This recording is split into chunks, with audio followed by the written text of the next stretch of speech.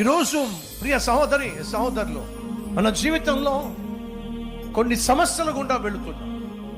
అనారోగ్య సమస్య కావచ్చు, ఆర్థిక సమస్య కావచ్చు, అవమానాలు కావచ్చు, మరి ఇంకే సమస్యలు గుండా వెళుతున్నామో వీటన్నిటికీ ప్రధాన కారణం తెలుసా? నువ్వు దేవునికి వ్యతిరేకంగా జీవించటం.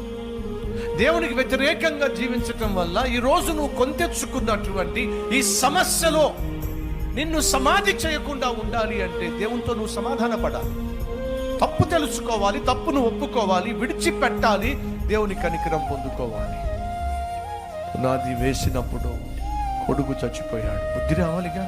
ఏమిటో కొంతమందికి దేవుడు ఎంత శిక్షించినా బుద్ధి తెచ్చుకోవటల్లా. దేవుడు నిన్ను శిక్షిస్తున్నాడు, అయినా నువ్వు బుద్ధి తెచ్చుకోవటల్లా. దేవుడు కళ్ళు ఎర్ర చేస్తున్నాడు, అయినా నువ్వు బుద్ధి తెచ్చుకోవటల్లా. దేవుడు నిన్ను ఆర్థికంగా బలహీనపరిచాడు, అయినా నీకు బుద్ధి రావటల్లా. శారీరకంగా బలహీనపరిచాడు, అయినా బుద్ధి రావటల్లా. ఉన్నటువంటి ఆధారాన్ని తీసేశాడో ఈరోజు నువ్వు నిరాధారంగా మిగిలిపోయావు. ఉన్నవన్నీ కోల్పోయావు, ఆధారం లేకుండా మిగిలిపోయావు, ఒట్టి చేతులతో నిలిచిపోయావు, అయినా బుద్ధి రావటల్లా. బుద్ధి లేకుండా జీవించే వారిలో సహోదరుడా నువ్వున్నావు, సహోదరుడు నువ్వున్నావు. జాగ్రత్త.